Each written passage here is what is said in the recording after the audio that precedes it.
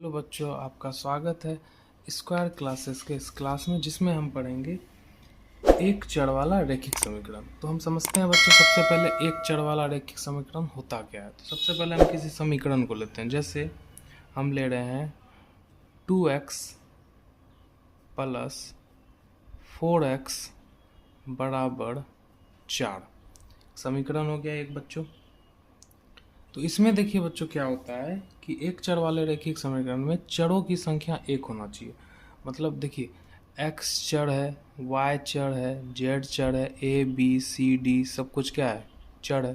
तो इसमें से कोई एक ही आपके समीकरण में होना चाहिए। x है तो x ही होना चाहिए, चाहे x 2 गो हो, 4 गो हो, 5 गो हो, उससे कोई फर्क नहीं पड़ता है। लेकिन x है तो सिर्फ x हो, y है तो सिर्फ y है, z है तो सिर्फ z है। जिस तरह इस समीकरण देखिए, x है, यहाँ पर भी x है, तो सिर्फ x ही है, y तो कहीं पे नहीं है, z तो कहीं पे नहीं है, a तो कहीं पे नहीं है। इसीलिए इसे कहते हैं हम लोग एक चर वाला रैखिक समीकरण।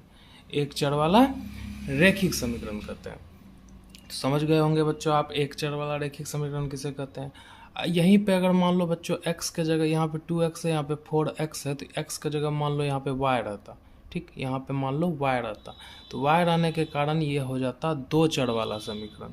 क्या हो जाता बच्चों? दो चर वाला रैखिक समीकरण हो जाता। चलिए समझते हैं, आगे बढ़ते हैं। अब इसको सॉल्व कैसे करना है बच्चों, उस पर ध्यान देते हैं।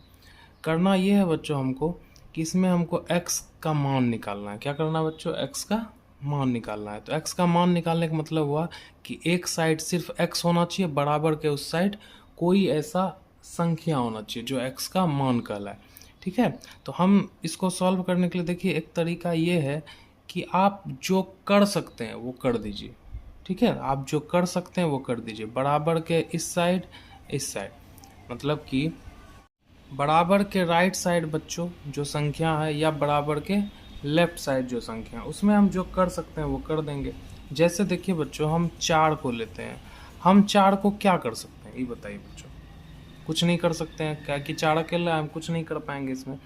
हम आते हैं इस साइड में, 2x है, यहाँ पे 4x है।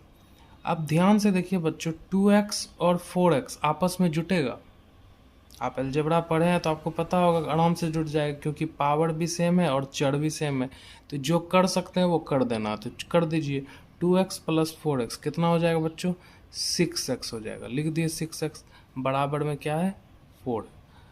अब ध्यान ये देना है बच्चों, 6x क्या है? गुना में है, कुछ नहीं है तो बीच में क्या है? गुना में है। अब बराबर के उस साइड जब गुना में है तो उस साइड जाएगा तो किस में जाएगा? भागा में जाएगा। ये बात आप लोग को पता है। तो x बराबर 4 पहले से था, गुना से इसमें किस में आया? भागा में आया।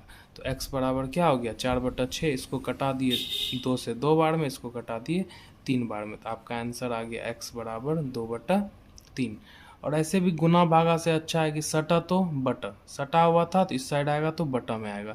जब भी देखिए बराबर के इस साइड हम कोई चीज़ को करते हैं तो उसका चिन्ह बदल जाता है। अगर प्लस में है तो बराबर के उस साइड जाएगा तो माइनस में हो जाएगा, माइनस में है तो बराबर के इस साइड जाएगा तो प्लस में हो जाएगा, या गुना में है तो भागा में हो जाएगा, अब भागा में है तो गुना में हो जाएगा।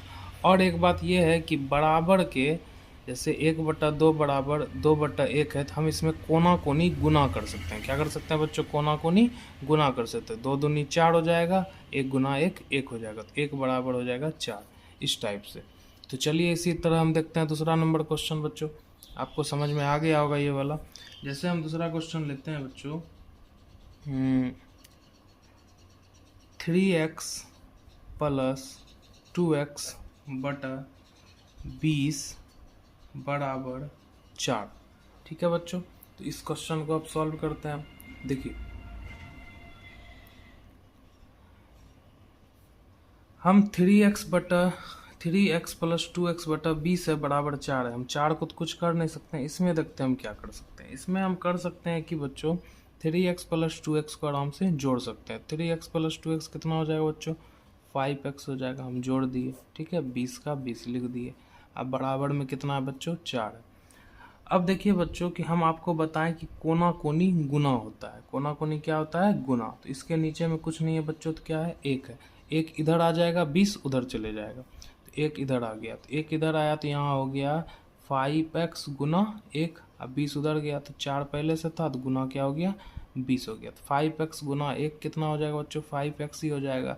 इधर 20 चौके कितना हो जाएगा बच्चों 80 हो जाएगा, लिख दिए हम 80। अब देखिए अभी तुरंत आपको बताया हम बच्चों सटा तो बटा, तो 5x है तो x बराबर क्या हो जाएगा बच्चों 80/5 हो जाएगा। क्या हो जाएगा बच्चों 80/5 हो जाएगा। अब 5 से 80 को हम कटाते हैं, देखिए कितना बार में कटाएंगे 5 से 80, एक बार में गया 5 बचा 3, 3 पे 0, 6 बार में 16 बार में कट गया। तो x बराबर बच्चों आंसर क्या आ गया अपना 16 आ गया। क्या हो गया बच्चों 16। तो अब आपको अच्छे से समझ में आ गया होगा, इसीलिए चलते हैं बच्चों अगले क्वेश्चन पे हम, ठीक है। तो बच्चों अगला क्वेश्चन है 3x - 8 बटा 2x बराबर 1, ठीक है। तो इस क्वेश्चन में देखिए बच्चों, हम 3x और -8 को घटा नहीं सकते हैं, 2x को हम कुछ कर नहीं सकते हैं, 1 को हम कुछ कर नहीं सकते हैं, लेकिन हम कोना कोनी इसको गुना जरूर कर सकते हैं। तो इसीलिए हम कोना कोनी क्या कर देंगे बच्चों गुना कर देंगे। चलिए करते हैं, 1 से गुना 3x में हुआ तो 3x - 8 हो जाएगा, ये ना होगा बच्चों। चलिए हम यहाँ लिख देते हैं गुना में 1, अभी नहीं करेंगे बाद में करेंगे। इसी तरह 2x उधर जाएगा तो 1 गुना क्या हो जाएगा बच्चों 2x हो जाएगा। अब 1 से गुना 3x - 8 में होगा तो बच्चों 3x - 8 ही होगा, क्योंकि 1 से किसी भी संख्या में गुना करते हैं तो क्या हो जाता है बच्चों उतना ही हो जाता है बराबर। उसी तरह यहाँ 2x गुना 1 हुआ तो कितना हो गया बच्चों 2x ही हो गया।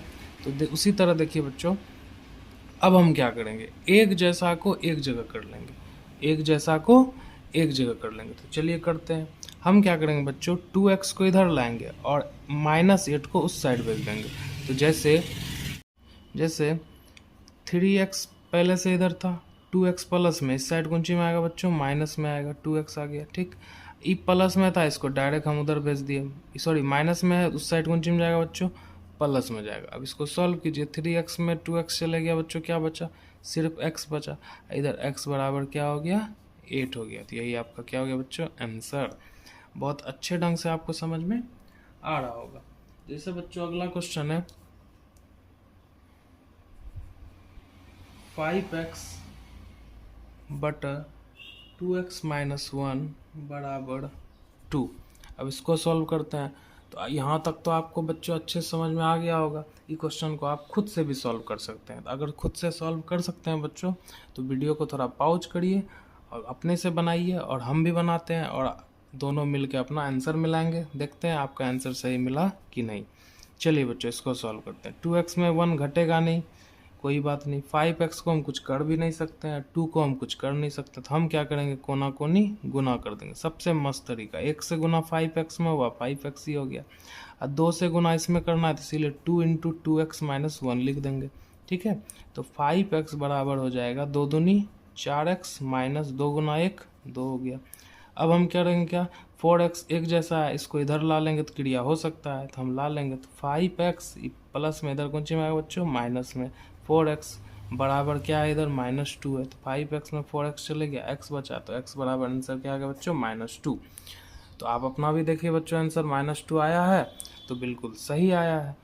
तो यही था बच्चों एक चर वाला रैखिक समीकरण। अगले क्लास में हम पढ़ेंगे 2 चर वाला रैखिक समीकरण। 2 चर वाला रैखिक समीकरण बनाने का बहुत सारा विधियां हैं, तो हम सभी विधियां को एक लाइन से अच्छे ढंग से देखेंगे। तो धन्यवाद बच्चों। अगर वीडियो अच्छा लगा होगा चैनल को सब्सक्राइब करें, लाइक करें, शेयर करें, अपने दोस्तों को भी जरूर दिखाएं। धन्यवाद बच्चों।